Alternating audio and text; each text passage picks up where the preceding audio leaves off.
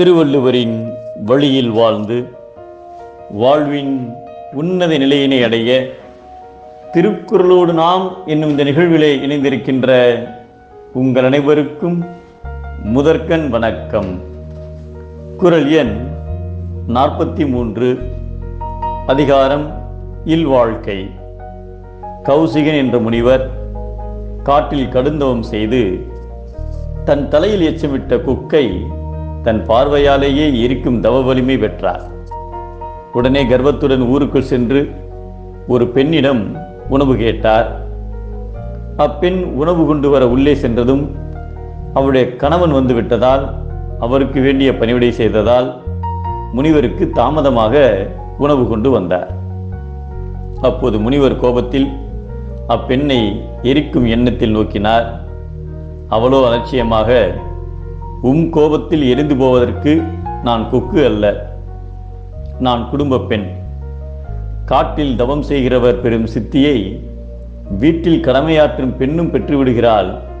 உமக்கு இல்லற தர்மம் என்னவென்று தெரியவில்லை.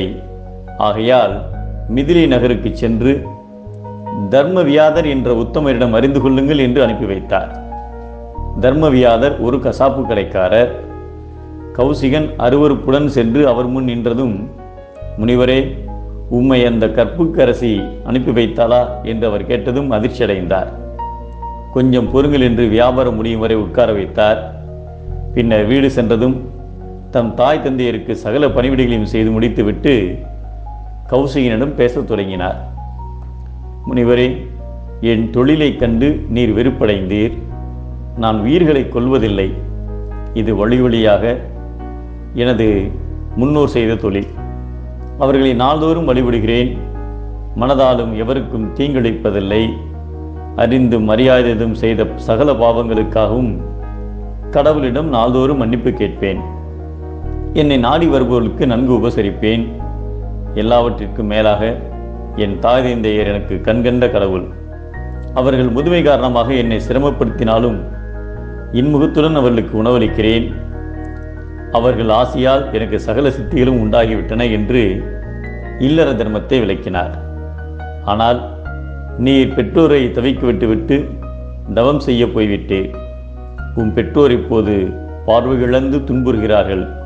அவர்கள் தவிக்காதபடி உம் கடமையை ஆற்றுங்கள் என்று கூற கௌசிகன் நாணத்துடன் அங்கிருந்து வெளியேறி பெற்றோருக்கு சேவை செய்தார். முன்னோர்கள், தெய்வம், விருந்தினர், சுற்றத்தார், தன் குடும்பம் என்னும் 5 இடத்தும் அறநெறி பேணுதலே இல்லறத்தானுடைய சிறந்த கடமையாகும் என்பதை தென்புலத்தார், தெய்வம், விருந்து, ஒக்கல், தான் என்று ஆங்கு 5புலத்தாறு ஓம்பல் தலை என்கிறார் நம் தெய்வப்புலவர் திருவள்ளுவர். குடும்பத்தினரை பேணாதிருத்தல் சிறுமை, அனைவரையும் பேணுதலே பெருமை.